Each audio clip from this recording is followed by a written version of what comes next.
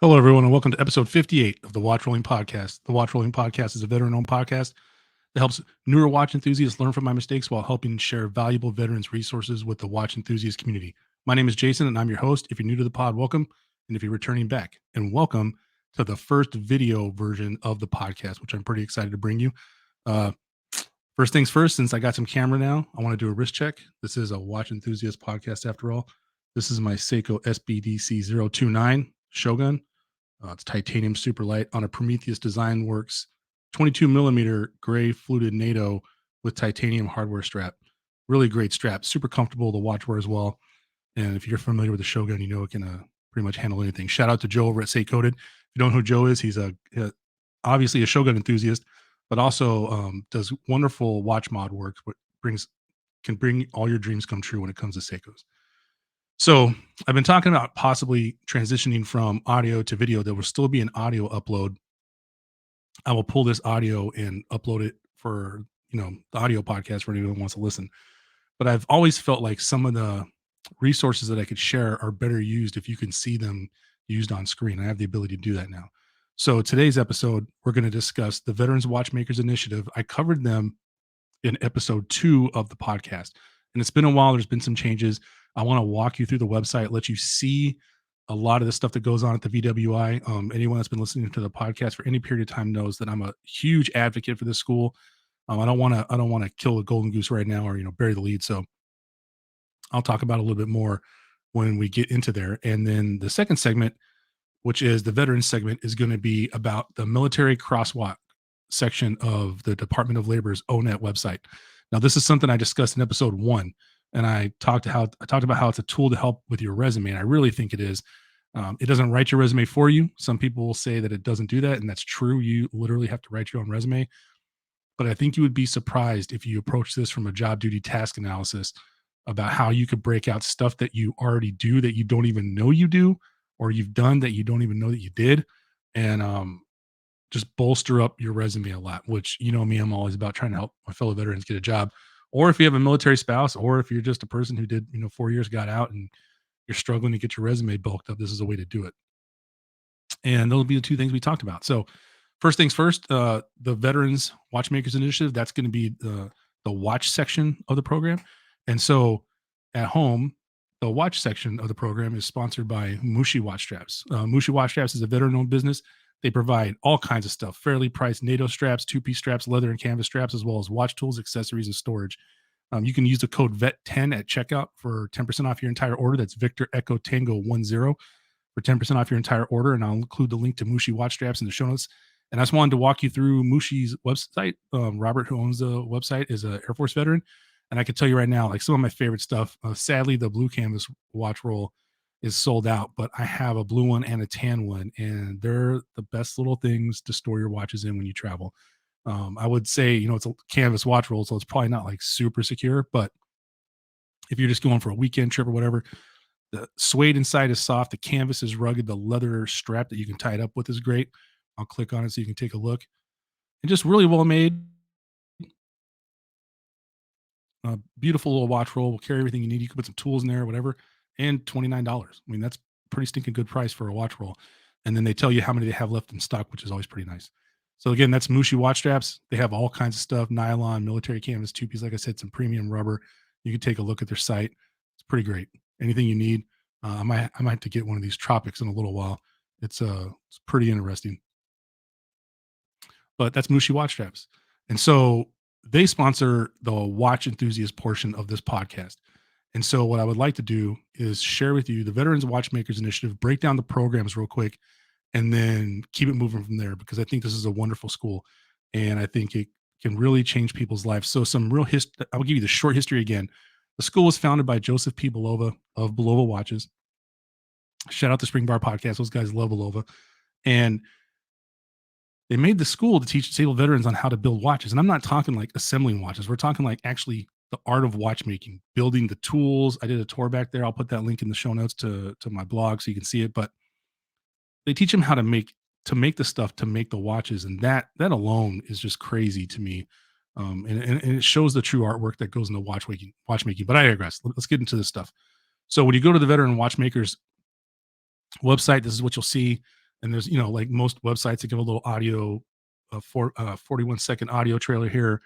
They talk about how they're training veterans and securing futures. And that, I think a lot of times people would think that's, hyperbole, but that's not. They are, if you qualify for the school and you get in there, this can set you up and secure your future, by a much needed, and then people say it's niche, it's a niche area, watchmaking, but it's needed and it can set you up for life because you can, with anything, when you get unionized in the military, you get some initial training, but as you do it more and more and more and you get more senior, you could, command some serious money. There's been some pretty cool stories. So the stuff I want to talk about real quick, and you can see the links up here. There's home information, programs, veterans. They have a gallery, retailers. Right here, you can contribute. They can take in equipment. They can take in a special appeal. You can donate now, volunteer time.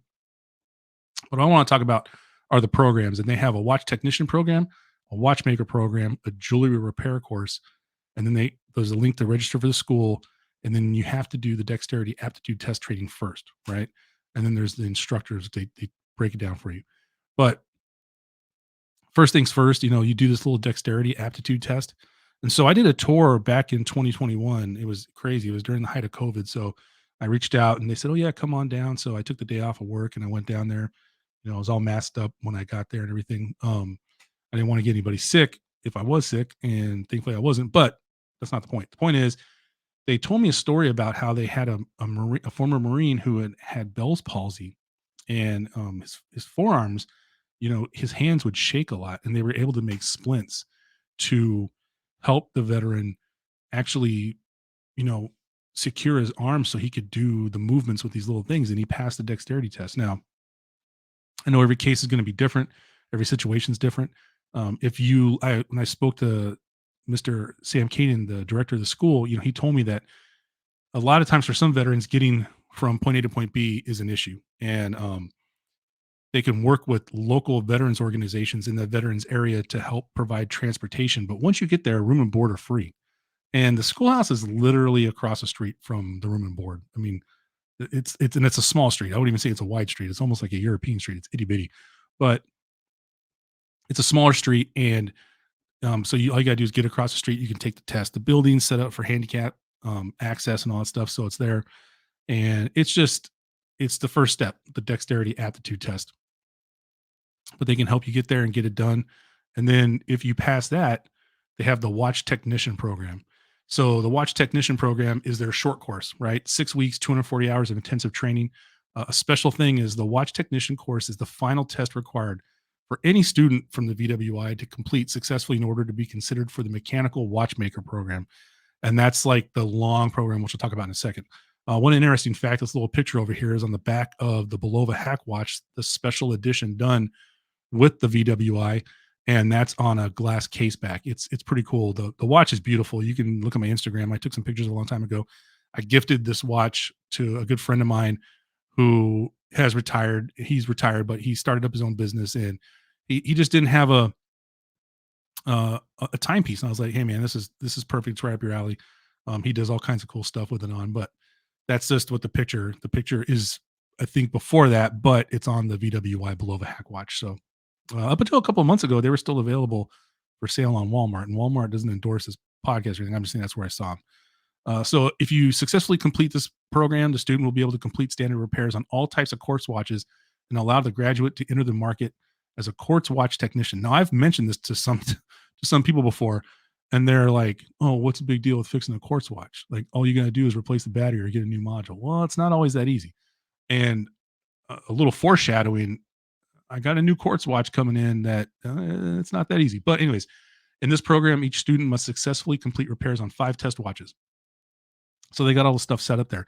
And that's the one thing I want to talk about the VWI is when I went there and saw it, an age old saying in the military, and it's really true, is that the only thing leaders do is set up their people to be successful. And you do that by giving them what they need to do their job. And I'm telling you what, if you're coming to a school for watch training, they're there and they set you up for success because there's everything there. And I'll show you some pictures in a little bit.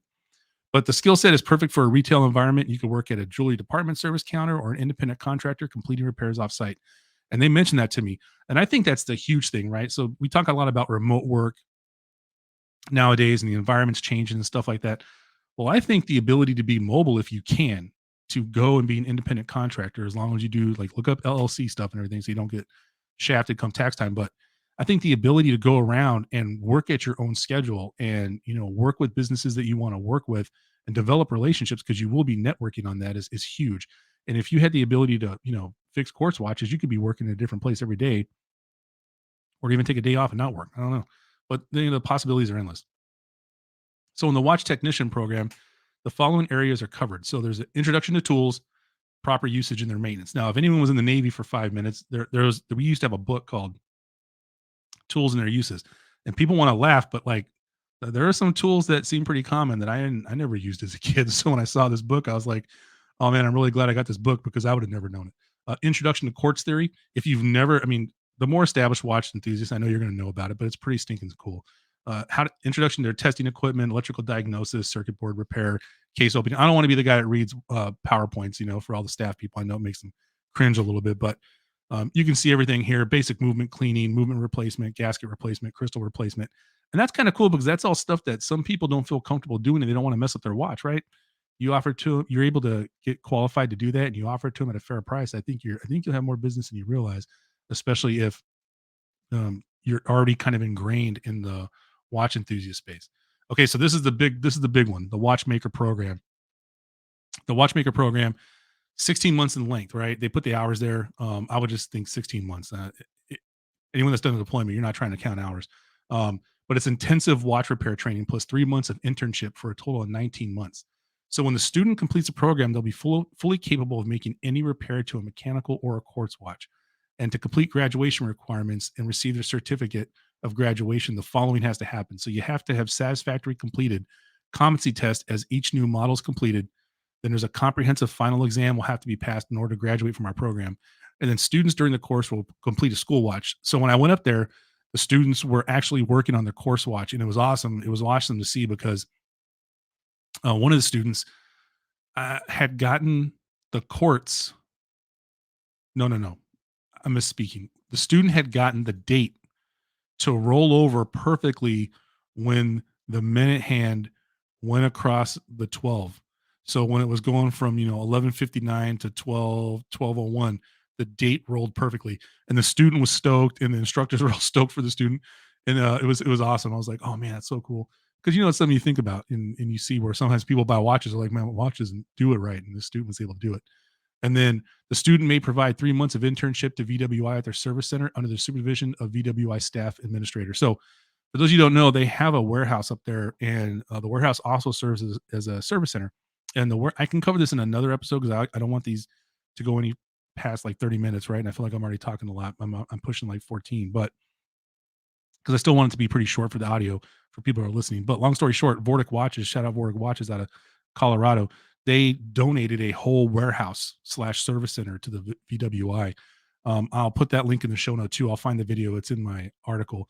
But so you can go there and work 3 months as an internship, right? And I think that's for anyone that's ever been in an educational environment, having the ability to practically apply what you learned afterwards is huge. You don't get, we call the Navy a data dump, right? Like you get a qualification, you leave a ship, you don't really need that qualification anymore. And you're kind of like, data dump. In this line of work, it would be great not to be able to do that. So that 3 month internship, while you're maybe looking for jobs or trying to help you job place, is huge. You get to keep those skills, especially the tactile, connect, just the tactile physical skills you have. It's huge. And then they cover all these areas in the Watchmaker program. So they do tools, their proper names, usage, and maintenance. Now I'm here to tell you. Oh, here it is: micromechanics, making tools, annealing, and heat treating. I sat there and saw them. They were making like all the little tools to do this stuff. It is insane, like a vise. I mean, just awesome, right? If you're like super into like little miniature things, it's kind of cool. But they talk about lathing and turning, staffing, jeweling, making parts to include stem staffs and jewel settings, escapements with emphasis on the Swiss lever, hairspring manipulation and vibration, case and bracelet service and repair, chronographs, calendar mechanisms, precision timing, and the list goes on and on. And those are the big three: the dexterity aptitude, the watch technician, and the watchmaker program. Now, they also have a jewelry repair course, which the last time I checked, yeah, they're searching still for a disabled veteran instructor who would consider teaching this program. VWI is an all volunteer program, so they're looking for someone to do the class pro bono. The VWI is out of Odessa, Delaware. You can see the address right here. So if there's anyone in the Delmarva region that's a disabled veteran who knows about jewelry stuff, hit up the VWI, maybe go there, do it pro bono. I don't know how long the classes would take. I know if someone's doing a pro bono, you got to work out schedule and stuff like that. But get the word out there. If anyone is on LinkedIn or something like that, get the work out there to help them. And then, uh, so that's pretty much it for the VWI. You've seen it on there. I have a donation link in my show notes. I always include it. It's just something to me that I think is super duper. It just has the ability to really help people out, and I think that it's you can't really put a price on that. I mean, I guess you could, it would be the person's paycheck the first time they get it, but it's good. So check them out, VWI, Odessa, Delaware, Veterans Watchmakers Initiative. Pretty awesome thing. All right, moving into the veterans section. I think I might need to do like a video transition here to help me set up. Anyways, um, I'm break. What is it called? Breaking the fourth wall. But so this topic is going to be the ONET, Department of Labor, ONET, specifically the military crosswalk section. But I'll walk through some more stuff if we have some time.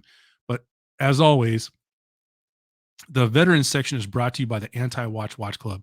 And I'm pulling up the screen here for the people at home, and I'm just showing everybody the products they list. Now, the AWWC for short, you can see the logo right here, is a 501c3 charity that utilizes a drop style culture, right, to provide all kinds of monetary, social, humanitarian, and emotional support to those in need, specifically for veteran, first responder, law enforcement organizations and personnel that require stuff, right?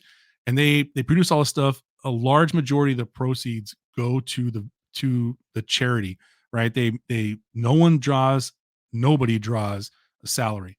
They use a little bit of money to buy the stuff you see on the screen, and they use some money to travel back and forth if they need to in order to present a check. And I can show that stuff there in a second. But you can take a look. They got all this stuff. They make they make straps with Zane's handmade straps. They have some muscle tanks for everyone that's jacked. They got some Nalgene bottles. I'm going to pull this one up. This is my personal favorite, the Nalgene bottle. So for those of you that aren't familiar, I was a firefighter in the Navy. One of our side jobs, one of our collaterals that we go to school for is a chemical, biological, and radiological defense. I really, really, really, really, really, really wanted to buy this bottle, but it's been ingrained in my head not to drink from glowing things. But it's cool. Get it. I ended up getting the Woodland Subdued. It's awesome. I use it at the gym. Holds perfect amount of water, 32 ounces, and it's great. But the AWWC does all this stuff, and then I'll take you a quick. They've donated money to the Hunter Sever Foundation, which is a cancer. I wouldn't even want to say cancer prevention. They're trying to get ahead of cancerous stuff and help veterans long before they ever get diagnosed. There's a lot of stuff there. Shout out to Alex at the Army in Time podcast. When I didn't even mention it, but the Army in Time podcast, I'll mention at the end of the show. This is Alex's charitable organization that he wants to donate to over at our Government Cheese Time live stream. So check them out, make some donations. They donated to Operation 300, $1,200 to the Brother in Arms Foundation. That was along with Zane's handmade straps. And then they did the community renewal team. This one was pretty awesome. They do a lot of housing and stuff. You can see they went to an event at a boutique and actually presented the check. I'm down for any ceremony where you actually produce and provide somebody with a huge check. I think they're cool. So, and then they're also doing another program where they're going to help veterans or actually law enforcement, first responders, because for those of you who don't know, if you work somewhere that's pretty rural, for example, you don't have the same budget as, say, like a large scale city. And even then, those cities may not have the budget you think. So they may only have enough money to send a certain amount of people to training. The AWWC is going to work to help offset that, right? So if there's training someone needs, if there's a school, if there's, et cetera, they're going to help them. It's a grant process, and they get the people the training they need because it makes the person a better public servant. Number one, it makes any situation safer for the person and the people they're helping. Number two, so just check out AWWC. I can't recommend enough the straps. You can see my AWWC flag back here for the backdrop. It's just setting the mood. They just got a lot of awesome stuff, and I would recommend that you go check them out. But let's get into the military crosswalk section. And this website here is ONET Online. So the ONET Online is a Department of Labor website, and there's a whole bunch of other stuff. Like I'll just show you the main page here first. This is what it looks like here. Now I can go over this a lot more later, but I'm gonna just do the crosswalk ones first because there's a whole bunch of stuff even in the crosswalks. So in the crosswalks, you can see when you do the tab down, there's military, education, occupation, SOC, Department of Transportation, Rapids, ESCO. So we're going to concentrate on the military ones. And then there's a drop down here for your military occupational classification. So we'll just pick the one that I'm Navy is what I laughed because there's Space Force on the bottom. And so I'm going to do a plug real quick. Alex from the Army and Time podcast, if anyone's listening, is really looking for a Space Force person to interview. So if anyone knows a Space Force person to interview, shout him out to Alex so they can get on there and get interviewed about watches. But anyways, so we'll do a look for a see. So I typed in 4805, which is a shipboard chemical, biological, and radiological defense operations and training specialist, right? So it pops up down here. You come over here, you click it, and then it tells you military enlisted tactical operations. It's like there. And then you can go to details. Ooh, and that one, it worked earlier, but it's not working now. It's cool. We got something. I like to flow with this.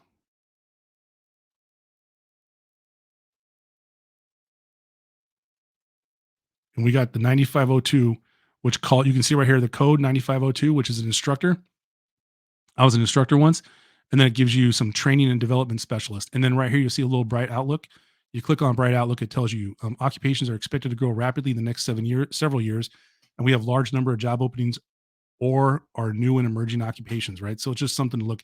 And there's a button down here. You can take a look at all bright outlook occupations. But let's click on it. Training development specialist. So here it is. Here's the whole whammy, right? So training development specialist, they got a number here. It's the organizational number. Well, they give a brief description. So they design or conduct work-related training and development programs. And I'm here to tell you, a lot of major companies have training programs, right? If I'm just showing this to you as an example, if you were an instructor anytime, this is something you could use. And they use the programs to improve individual skills or organizational performance. Because a lot of companies that are worth a salt, they're going to try to figure out what they're doing, how to streamline it, and how to improve performance through training, right? And I know I can tell you right now, having been in the civilian sector for a while, when I was with companies, that training is not always as boring as some of the other stuff that we had to do when we were in. So sometimes it's better. And they also may analyze organizational training needs or evaluate training effectiveness. So a lot of times they take a look, like if we're training people on how to shred potatoes for hash browns, and we've had 14 knuckle shredding accidents, they're going to try to develop training and see if it helps bring that down from 14 to an acceptable number of knuckle shaving incidents, which might be like 3. Then they give you a whole bunch of samples of reported job titles over here. Now I'm going to show you the summary, and this is the part where I think it really comes home to roost. This is the part where you can really, really, really put some information in your resume. And I also think it helps you remember stuff that you don't even remember that you did, because a lot of times we get wrapped up in our job in the military and we don't realize that we do all this other stuff as part of the job, right? So the first thing is occupation specific information. So tasks. So they list them all. There's 20 of them. So they give you the top 5. But so for an instructor, for example, there's stuff like present information with a variety of instructional techniques or formats such as role playing, simulations, team exercises, group discussions, videos, or lectures, right? That could be anybody. And there's always a little plus there on the left-hand side where you can see how that task relates to other occupations as well. So you may not just be an instructor. There's just financial examiners, forest fire inspectors, and prevention specialists, like all this stuff, right? And then you see other stuff like the design, plan, organize, or direct orientation and training programs for employees or customers. There's people in the command that do that. When new people check in, you're part of the whole team that helps get them oriented and getting them indoctrinated into the program, right? And then there's some other ones like scheduled classes based on availability, classrooms, equipments, and instructors, et cetera, right? And then there's technology skills. There's 32 technology skills. This is one of the areas I think a lot of people don't realize that they actually know some stuff. And so access software, like can you actually use access software, analytical or scientific software? Have you done used IBM SPSS statistics? That one's got a little fire. The fire means hot technology, right? So it's a description. It's a software package used for interactive or batch statistical analysis, long produced by SPSS Inc. It was acquired by IBM in 2009, et cetera. Now, the cool thing about this is if you are interested, let's say you're an IT person and you're interested in moving up in the field, but you don't have any idea because, maybe you haven't had access to something or you haven't experienced it, like this little thing tells you what it is. You can go look it up after that. Maybe, find like, I don't know, an application to use or something. But anyways, there's computer-based training software. So they got Common Curriculum, LMS, which is Learning Management System, Moodle. I've u- I've used Moodle before. Anyways, I think that 90% of this stuff is like who's who's operating it, but Moodle, man, let me tell you something rough. Email, you'd be surprised how many people don't know how to use email. If you're in the military, you know how to use email. If you know how to use email effectively, that's actually a bullet point in your resume, especially, and I'm not even being funny. If you do your four and you roll out, some people are going to look at you like you're young, maybe, or whatever. I would just say, if you effectively know how to use email, that's a bullet point. Like, I'm not going to, and then you get an interview, if they ask you examples, how, you're like, well, I'm not going to hit reply all when I send a funny joke to my friend or something like that. Human resources software, they talk about that, medical software, network conferencing software. So, there's like people, I know people I know for a fact, there's people that run like symposiums. They're a contracted company, and everyone that's involved in the symposium shows up and sends their stuff ahead of time. And then there's a group of people that actually run the symposium. So you can get a job doing that. And but anyways, let's keep going because I'm already hitting like 26 minutes. It's gonna be a long one. Work activities, communicating with supervisors, peers, or subordinates, that's huge. Can you demonstrate that you have the ability to talk to people up and down the chain, right? Realistically, you should kind of talk to everybody the same, but they want, usually when you're talking to someone higher up, you're giving them a much more concise, summarized version of what's going on. And then sometimes when you talk to people that are on the, the ground floor working, you got to explain more because they need more information to do their job. Training and teaching others, establishing and maintaining interpersonal relationships, coaching and developing others, detailed work activities. So this is some of the stuff like coordinating training activities, developing training materials, train personnel to enhance job skills, just all this kind of stuff, right? And then work context, electronic email. This is now this is a cool one. So email, 100% responded every day. So I guess if you can show like proof that you respond to your emails, I know people that literally try to clean their inbox out every day. I know there are people that don't, but at least message the person and say, hey, I'm looking at this. I'll get back to you by tomorrow. And they actually do follow up. Contact with others, telephone, face to face discussions, duration of typical work week, like deal with external customers. If you've ever seen the movie Office Space, you should go see it if you haven't, but dealing with external customers. But, and then they talk about job zones, like the title, the education, related experience, job training, job zone examples. They give you how many years you need to prepare. So for like this instructor one, it can be 2 to 4 years of preparation. That's why this website works, because if there's something that you want that's the next level of the job, you can kind of look on average. They give you training credentials, like what's required in certain states, skills, instructing, speaking, learning strategies, active listening is a huge one. And you can say that in your interview. You can be like, hey, I'm an active listener. I really make sure to listen to my teammates and my bosses and the people I work with in order to get the, blah, blah, blah, blah. And you can even give an example. Like one time I listened and one person said this one thing one day, they said the second thing the next day because they were busy. And if I didn't remind them politely and professionally, we could have made a mistake that cost us like $500,000. I don't know. Knowledge, education and training, customer and personal service. So you just know like knowledge of principles and processes for providing customer and personal services. There are people that do not know how to provide customer service. If you know how to, and you know how to put it down your resume, you're good to go. Some education requirements to do this job. So they say a bachelor's degree for this one, high school diploma, they give you a percentage. Then some worker characteristics like ability. Do you have speech clarity? Do you have speech recognition? Like, do you understand what people are saying when they say it to you? Written comprehension. Can you read stuff and understand it? It sounds kind of funny, but you'd be surprised. Interest, there's social, artistic, conventional, enterprising, work values, relationships, all this stuff, work styles. And this stuff is all expanded over time. They also give you some wage and employment trends. If you take a look right here. So $30 an hour on average, $63,000 a year. You could do this for all kinds of stuff. Related occupations on the bottom, sources of additional information. And this one's cool too, because like the American Society for Quality, the Association for Talent Development, Northeast Society for Human Resource Management, the e-learning guild. There's a ton of stuff on there for you to look and for you to take advantage of. And it's not even, I just gave you a really niche job, the 9502 instructor, right? Then they have some details, a details tab, custom tab, easy read, veterans section where they talk about going to different veteran sites of the training and development specialists at my next move. And I'll cover that in another episode. But that is the Department of Labor ONET online military crosswalks. And don't forget, like if you go here, there's also the education, occupation handbook, the whole nine. Just tons of stuff to look at.